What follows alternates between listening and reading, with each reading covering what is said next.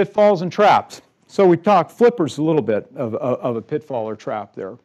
Usually, like it says up top, it's not what we're buying, it's what we're going to do with what we buy. So I talked about the house at the beach. Can you buy the house at the beach to retire into? Certainly. You just can't use it, period.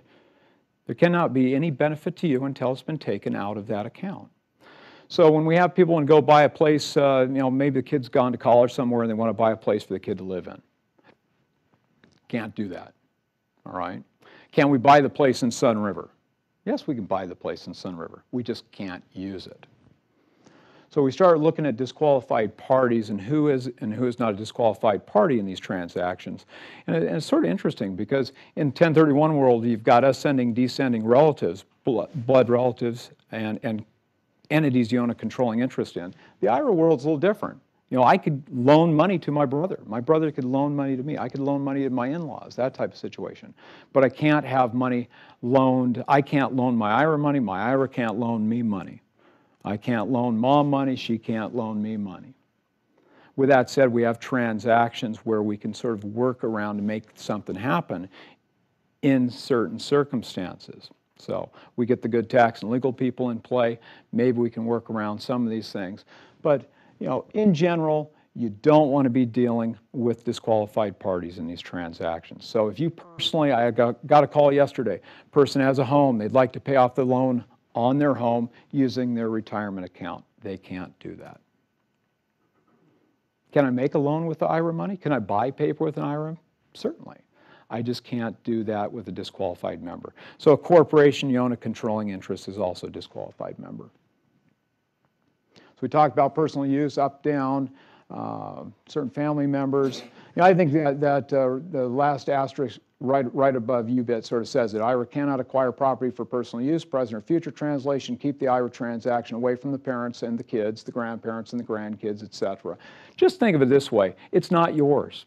So I had a gentleman probably 3 months ago, called me up, had IRA money, he had like $500,000 in his IRA account. He worked for Toyota. He worked in California, Fremont plant, the Chevrolet Toyota plant. They closed it. So he's an apartment guy, likes apartments, wanted to buy another apartment building, figured he'd take advantage of the additional cash flow that apartment would kick out. And I had to explain to him, I said, we can make that purchase for you. You can do that, but you're just not going to get that cash flow. So whatever's being made off that IRA's investment is going right back into the IRA account, and it's building for your retirement. So whatever the IRA buys, it doesn't matter if it's stocks, bonds, or real estate, whatever it's in right now, if it's in the stock market, you're not gaining any benefit today from those investments. When you pull this money and go buy real estate, it's going to work the exact same way. It's got to stay in the IRA's hands. It cannot come to you. That's very important to understand. UBIT, unrelated business income tax. Something we talked about flipping the property. So the downfall of flipping properties owned by the IRA, you can do it. You're just going to have some tax exposure. It starts looking like a business. You're going to potentially have some tax exposure. That timber deed transaction, we sell the timber. Well, what is that? Is that inventory? What is that? Where do we cross the line between an investment and something held for resale? That's where UBIT kicks in. Mark Pierce will talk about financing in a little bit. And the great thing, people say, well, gee, you can't get financing with an IRA. You can, and he'll talk about it. It's just got to be non-recourse. So if we look at a pitfall on IRA lending, as people go out, they want to get a loan, and they go to one of the big banks, and the big bank has the individual, the IRA owner, fill out the application for the loan. They can't do that. The IRA has to stand on its own. The asset has to stand on its own. And those loans, I will tell you, are out there. UBIT will apply to the income, the gain, anything that's attributable to the leverage portion. All right, so if you've got a loan that's 50% loan to value, half of what you make, you'll potentially have tax exposure on. It's not a horrible thing. You're gaining benefit there. So don't be afraid of that. Just understand that even if it's a Roth, and you think, gee, it's a Roth, it's a totally tax-free situation, which people ask me, well, when should I shift from a traditional to a Roth? And I've got a good friend that said, hey, simple answer. You want to pay tax on the seed or the crop. So, whether you do it today or in the future, most people can say, let's make the money after it's been converted rather than before. But even in a Roth situation, you've got leverage, you're going to have some potential tax exposure, which is not a horrible thing. You're gaining the benefit there. So if you buy something outright, you won't have that UBIT attributable leverage. If you've got a loan, you're going to have some exposure there, but that's all right.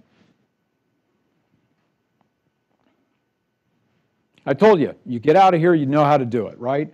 One of the big frustrations I had over the years was the people that were putting these things together were offering the investments.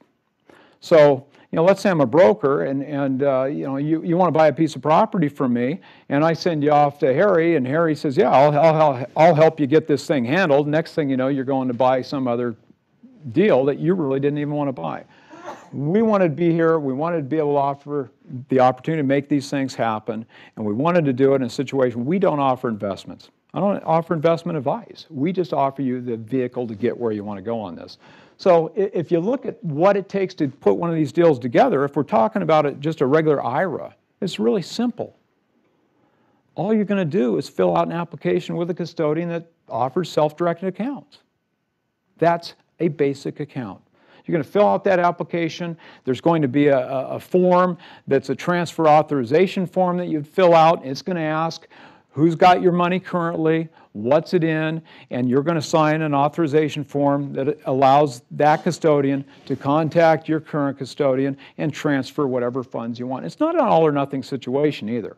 And by the way, we deal with accounts that are, I think the smallest one we've done is about $15,000, and we are just finishing one that's over $3 million. We've got one that's $7 million coming in.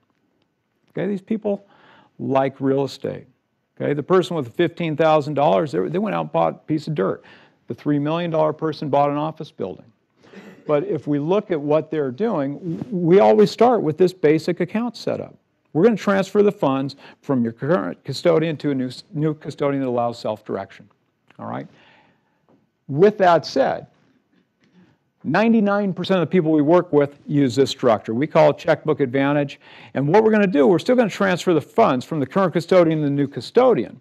But as that's happening, we're going to create a limited liability company that offers really a variety of opportunities. People come to us, they ask me what we do with the IRAs, and I say really a lot of what we do with the IRAs is structure ownership.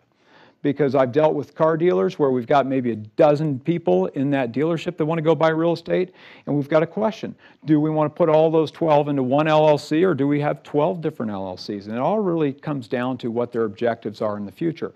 But if we look at a simple transaction, a simple checkbook advantage LLC transaction, we're going to transfer the funds from your current custodian to the new custodian.